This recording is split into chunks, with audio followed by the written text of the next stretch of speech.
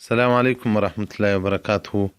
محترمین ورونو، په جاز کې لمونځ کول او په ریل ګاډي کې لمونځ کول او په موټر کې لمونځ کول، دې ته به لږ بیان ورکړو چې د محترمینو ورونو ډېر ضرورت ورته پېښېږي. په جاز په ریل ګاډي کې لمونځ کول صحیح دي او هغه لمونځ به سړی په ولاړه باندې کوي. د جاینماز به هواروي، قبلې ته به سیده درېږي. نو بیا چې جاز یا کښتۍ یا ریل ګاډي راکږېږي، دی له قبلې چپېږي، دی به مخ په لمانځه کې قبلې ته اړوي.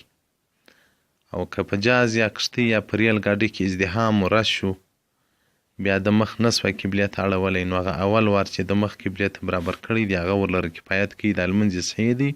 الله جل جلاله یې د لمانځه غاړې په خلاصوي. او دریم په موټر کې لمونځ کول. په موټر کې که د ولاړې د لمانځه ځای و، نو بیا دې په ولاړه لمونځ وکړي. لکه دا د اوس زمانې موټران چې هغه کې د ولاړې ځای نه وي، نو بیا دې په سیټ کې په ناستې لمونځ وکړي چې هر ځای ولاړې شي وس وي، عادت د لمانځه دې راوګرځوي. او په جاز او په ریل ګاډۍ کې که دی په ولاړې ودرېږي، هغه حرکت کوي، دی نسي درېدلی، نو بیا دې کتابونه وایي لاس پر چوکۍ یا لاس دې پر لکړه یا پر یو شي پر دیواله باندې ونیسي. هغه قیام په ولاړه په لمانځه کې فرض ده، خو دا لاسونه تر نامه لاندې نیول دا سنت دي. نو د فرضو د اکمالو د تصحیح دپاره سنت پرېښول کېږي. نو که په جاز کې سړی وي باید لمونځ وکړي، او که په ریل ګاډۍ کې د لمانځه ټیم راسي باید سړی لمونځ وکړي. هغه قبلې ته سیده ودرېږي په ریل ګاډۍ په جاز کې. که ریل ګاډۍ و جاز کږېدل، نو دی دې په لمانځه کې بس ځان کږوي، په لمانځه کې د راګرځي، قبلې ته دې مخ برابروي. فقها د دې مثال د په کښتۍ باندې کړی دی چې که په هغه کښتۍ په دریاب کې روانه وي، نو سړی لمونځ په ولاړې به لمونځ کې کوي. که کښتۍ حرکت درلودي، بیا دې وایي پر دیواله د کښتۍ یا یو په لاس کې دې لکړه ونیسي، یا دې پر یو سیټ یو شي باندې تکیه وکړي. نو ولاړه فرض ده. او دغه رنګه جاز او کښتۍ او د ریل ګاډۍ د ټولو یو حکم دی.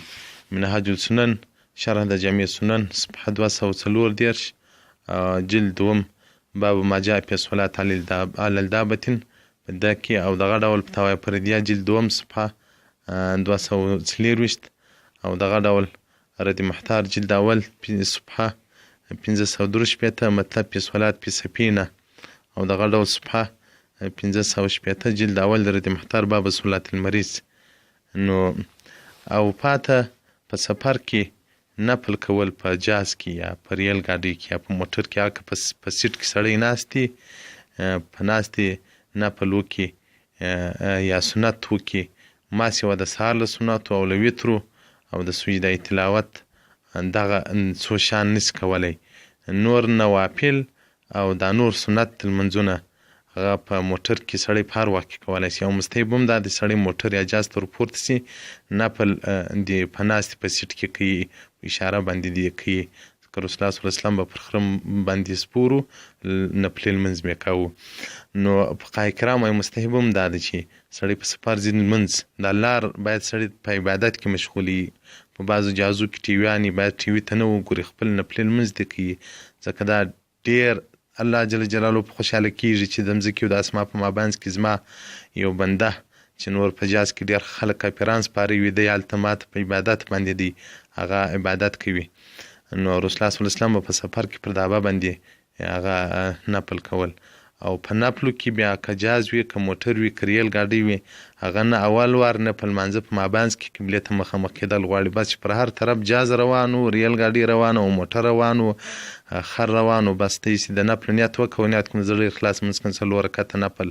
نو دا چې سړی مسافر وي، یعنې له ښاره وتلی د سفر په حالت کې وي او هغه مسافه د قصر وي، نو دغه نفل ورله مستحب دي. نو الله دې وکړي چې رد محتار جلد اول صفحه 514 مطلب فی الصلاة علی الدابة، الله دې وکړي چې زموږ تجاران ورونه، زموږ مسافر ورونه په جاز کې ټیوي ته نه وګوري، باجانو ته نه وګوري، د جاز عمله کې چې ښځې ګرځي هغو ته نه وګوري، ځکه دا ډېر د خطر سفر دی. د فضا کې سړی روان وي، دلته سړی په اوداسه باندې په سیټ کې کښیني بس د نفل نیت وکړي الله به څونه خوشحاله شي او د الله جل جلاله چې یو بنده عبادت کوي ملائکو ته فخر پکوي وایي ګورئ دغه زما بنده د مځکې او د اسمان په مابینځ کې ټي وي هم ورته لګېږي ښځې باجانې هم ورته ګرځي خو دی په هغو کې سترګې نه بندوي دی زما اطاعت او زما عبادت کوي الله دې زموږ ستاسې ټول ژوند په عبادت او د الله په اطاعت کې تیر کړي الله دې خصوصا دا زموږ د مدرسې اسلامي او د خلاصون د لارې طالبان الله جل جلاله د الله په فضل په کرم سره د دنیا او د آخرت کارونه ورسم کړي الله دې د ټولو مقاصد پوره کړي والسلام علیکم ورحمة